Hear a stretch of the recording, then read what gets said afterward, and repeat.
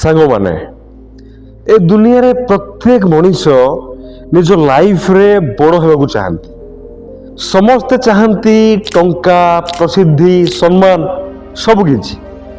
କିନ୍ତୁ ସାଙ୍ଗମାନେ, ସତ କହିବି, ଏ ଦୁନିଆରେ ଏମିତି ବହୁତ କମ୍ ଲୋକ ଅଛନ୍ତି ଯେଉଁମାନେ କି ପ୍ରକୃତରେ ସଫଳତା ପାଇବାକୁ ଯୋଗ୍ୟ ହେଇଥାନ୍ତି। କାହିଁକି? ଏ ଦୁନିଆରେ ତ ବହୁତ ଲୋକ ଥାନ୍ତି, କିନ୍ତୁ କମ୍ ଲୋକ କାହିଁକି? କାରଣ ଅଧିକାଂଶ ଲୋକ କେବଳ ସ୍ୱପ୍ନ ଦେଖନ୍ତି, କିନ୍ତୁ ସାକ୍ରିଫାଇସ୍ ଦେବାକୁ କେହି ବି ଚାହାନ୍ତିନି। ସେମାନେ ସଫଳତା ଚାହାନ୍ତି ସତ, କିନ୍ତୁ ସକାଳେ ଶୀଘ୍ର ଉଠିବାକୁ ଚାହାନ୍ତିନି। ସେମାନେ ଟଙ୍କା ଚାହାନ୍ତି ସତ, କିନ୍ତୁ କଠିନ ପରିଶ୍ରମ କରିବାକୁ ନୁହେଁ। ସେମାନେ ଫିଟ୍ ବଡି ଚାହାନ୍ତି ସତ, କିନ୍ତୁ ଡିସିପ୍ଲିନ୍ ଫଲୋ କରିବାକୁ ନୁହେଁ। ଆଉ ତାପରେ ସେଇ ଲୋକମାନେ ରାତିରେ ଶୋଇବା ପୂର୍ବରୁ ଭାବନ୍ତି କି ମୋ ଭାଗ୍ୟ ହିଁ ଖରାପ। ଶୁଣନ୍ତୁ, ଭାଗ୍ୟ ଖରାପ ହେଇନଥାଏ, ଅଭ୍ୟାସ ଖରାପ ହେଇଥାଏ। ଯଦି ଜଣେ ଗରିବ ପିଲା ସାରାଦିନ କଠିନ ପରିଶ୍ରମ କରେ, ତେବେ ତା ଭିତରେ ନିଆଁ ଲାଗିଥାଏ। କିନ୍ତୁ ଯଦି ଜଣେ ମଧ୍ୟବିତ୍ତ ଶ୍ରେଣୀର ପିଲା ସାରାଦିନ ମୋବାଇଲରେ ସ୍କ୍ରଲ କରି ଚାଲେ, ତେବେ ବୁଝିଯାଆନ୍ତୁ କି ସେ ଧୀରେ ଧୀରେ ନିଜ ସ୍ୱପ୍ନର ଗଳା ଚିପି ଦେଉଛି।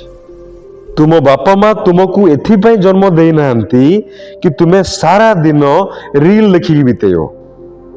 ସେମାନେ ଆଶା କରିଥିଲେ କି ଗୋଟିଏ ଦିନ ତୁମେ ସେମାନଙ୍କ ପାଇଁ ଗୌରବ ଆଣିବ।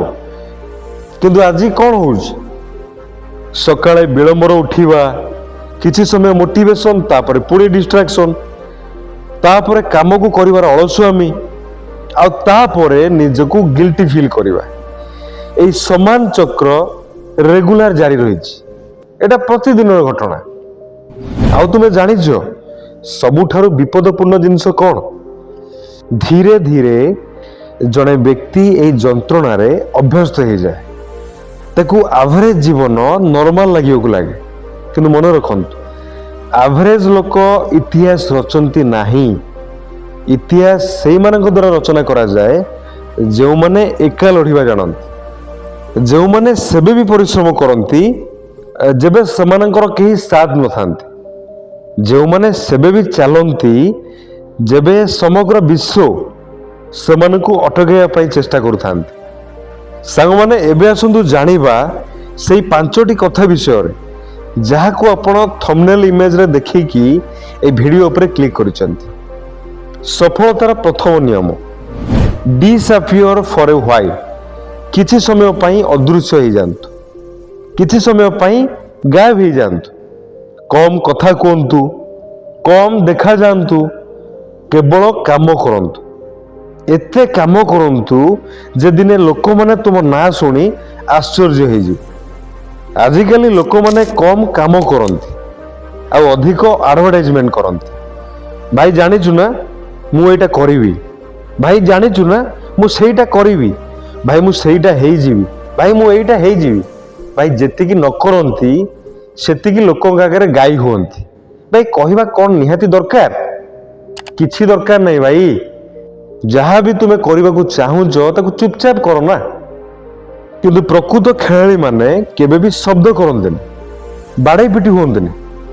ସେମାନଙ୍କ କଠିନ ପରିଶ୍ରମ ହିଁ ସେମାନଙ୍କର ଶବ୍ଦ ହେଇଥାଏ। ଦ୍ୱିତୀୟ ନିୟମ, ରେସ୍ପେକ୍ଟ ୟୋର ଟାଇମ୍। ସମୟକୁ ସମ୍ମାନ ଦିଅନ୍ତୁ।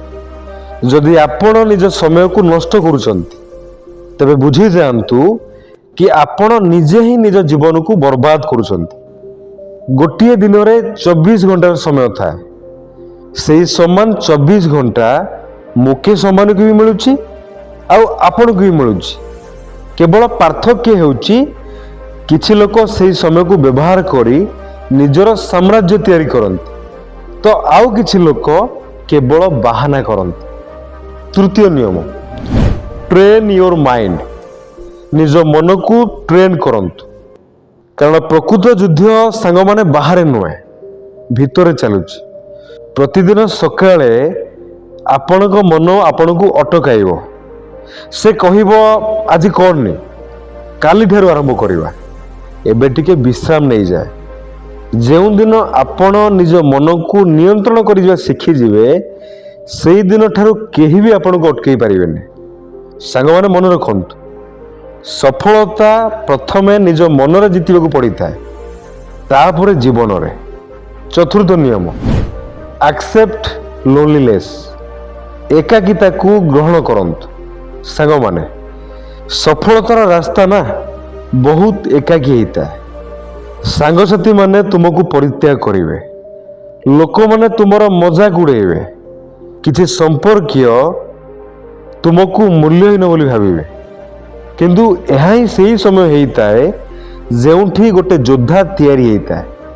କାରଣ ଯେତେବେଳେ ଜଣେ ବ୍ୟକ୍ତି ଏକା ଲଢ଼ିବା ଶିଖିଯାଏ, ସେବେ ସିଏ ଅଜୟ ହେଇଯାଏ। ସାଙ୍ଗମାନେ, ଏବେ ଜାଣିବା ଶେଷ ନିୟମ ବିଷୟରେ, ଯାହାକି ସବୁଠାରୁ powerful. Never give up on your self. କେବେ ବି ହାର ମାନନ୍ତୁ ନାହିଁ। ଏ ସାରା ଦୁନିଆ ଆପଣଙ୍କ ବିରୁଦ୍ଧରେ ଚାଲିଯାଉ, ତାପରେ ବି ଆପଣ କେବେ ବି ନିଜର ସାଥ ଛାଡ଼ନ୍ତୁନି। କାରଣ ଯଦି ଆପଣ ନିଜ ଉପରେ ବିଶ୍ୱାସ ହରେଇ ଦେବେ, ତେବେ ଆଉ କିଛି ବି ରହିବନି। ଗୋଟିଏ ଦିନ ବହୁତ ଯନ୍ତ୍ରଣାଦାୟକ ହେଉ, ଆପଣ କ୍ଳାନ୍ତ ହେଇଯିବେ, କାନ୍ଦିବାକୁ ଇଚ୍ଛା କରିବେ, କିନ୍ତୁ ସେହି ଦିନ ଆଇନାରେ ନିଜକୁ ଦେଖି କହିବେ କି ମୁଁ ହାର ମାନିଯିବା ଲୋକମାନଙ୍କ ଭିତରୁ ନୁହେଁ। ଆଉ ତାପରେ ପୁଣି ଥରେ ନିଜ କାମରେ ଲାଗିଯିବେ। କାରଣ ଚାମ୍ପିୟନ୍ସ ମୁଡକୁ ଦେଖିକି କାମ କରନ୍ତିନି, ସେମାନେ କମିଟମେଣ୍ଟ ଦେଖିକି କାମ କରନ୍ତି। ସାଙ୍ଗମାନେ, ଆଜି ନିଷ୍ପତ୍ତି ନିଅନ୍ତୁ କି କ'ଣ ଆପଣ ଭିଡ଼ର ଅଂଶ ହେବେ, ନା ସେହି ବ୍ୟକ୍ତି ହେବେ ଯାହାକୁ ଦେଖିକି ଗୋଟେ ଦିନ ଦୁନିଆ ଇନ୍ସପାୟାର ହେବ। ଯଦି ଆପଣ ପ୍ରକୃତରେ ନିଜ ଜୀବନକୁ ପରିବର୍ତ୍ତନ କରିବାକୁ ଚାହୁଁଥାନ୍ତି, ତେବେ ଆଜିଠାରୁ ବାହାନା କରିବା ବନ୍ଦ କରନ୍ତୁ। କୌଣସି ବାହାନା ନାହିଁ, କୌଣସି ଭୟ ନାହିଁ, କୌଣସି ଆଳସ୍ୟ ମଧ୍ୟ ନାହିଁ। କେବଳ କଠିନ ପରିଶ୍ରମ, କେବଳ ଫୋକସ୍, କେବଳ ମିଶନ। ଆଉ ମନେ ରଖନ୍ତୁ, ଧୀର ଗତିରେ ଯିବାରେ କିଛି ଭୁଲ ନାହିଁ, କିନ୍ତୁ ସମ୍ପୂର୍ଣ୍ଣ ରହିଯିବାଟା ହେଉଛି ଟୋଟାଲି ଉପରେ ଭୁଲ।